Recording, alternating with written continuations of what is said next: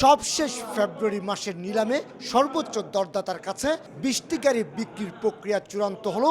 19টি গাড়ির বিরুদ্ধে উচ্চ আদালতে রিট হওয়ার কারণে পুরো প্রক্রিয়া আটকে যায়। বিক্রি হয়েছে মাত্র 1টি গাড়ি। শুধু এই 19টি মামলা নয়, আমদানি সংক্রান্ত নানা জটিলতায় বন্দরের শেডে শত শত গাড়ি আটকা পড়ে আছে। বিচারাধীন মামলার কারণে নিলামে বিক্রি করতে না পারায় চলাচল অনুপযোগী হয়ে পড়ছে এসব গাড়ি। আমদানিকারক আইনের আশ্রয় নেয়, আইনের আশ্রয় নিয়ে এই আইনি জটিলতার মারফেসে ফেলে দীর্ঘদিন পরে থাকতে থাকতে এক পর্যায়ে দেখা গেলো গাড়িটার আয়ুষ্কালও শেষ, গাড়িও শেষ, মধ্যকালে বাংলাদেশের টাকাগুলো নষ্ট। এই অবস্থায় বিচারাধীন মামলা দ্রুত নিষ্পত্তির ব্যবস্থা নিতে অ্যাটর্নি জেনারেল কার্যালয়ে দ্বারস্থ হয়েছে চট্টগ্রাম কাস্টম হাউস।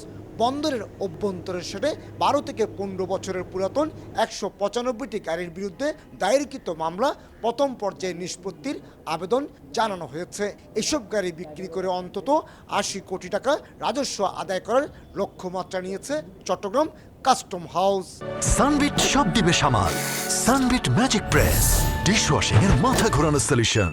কমিশনার মহোদয় বিজ্ঞ অ্যাটর্নি জেনারেল কার্যালয়ের মাধ্যমে এইগুলো নিষ্পত্তির ব্যবস্থা গ্রহণ করছে। তো এইগুলো যদি নিষ্পত্তি হয়, দ্রুত নিষ্পত্তি হলে আমরা এইগুলা যদি নিলামে তুলতে পারি তাহলে সরকার একটু বড় রাজস্ব এখান থেকে পাবে। আইনি বাধ্যবাধকতা যেমন মামলা নিষ্পত্তিতে দীর্ঘসূত্রিতা সৃষ্টি করছে, অন্যদিকে নিলামযোগ্য শত শত গাড়ি বন্দরের গুরুত্বপূর্ণ স্থান দখল করে থাকায় এ নিয়ে দুপক্ষের মধ্যে চিঠি চালাচালিও হয় নিয়মিত।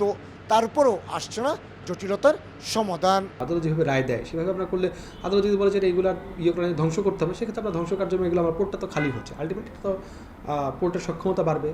মামলা জটিলতায় নিলামে বিক্রি করতে ব্যর্থ হয়ে অন্তত 74টি গাড়ি কেটে টুকরো করে ভাঙারি হিসেবে বিক্রি করতে বাধ্য হয়েছিল চট্টগ্রাম কাস্টম হাউস। বিদেশ থেকে আমদানি করা এসব গাড়ি আটকে থাকার ক্ষেত্রে আমদানি জটিলতা যেমন রয়েছে, তেমনি রয়েছে আইনি মারপ্যাচ।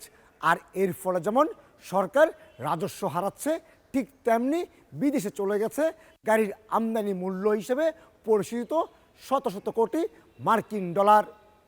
কমল দে, সময় সংবাদ, চট্টগ্রাম।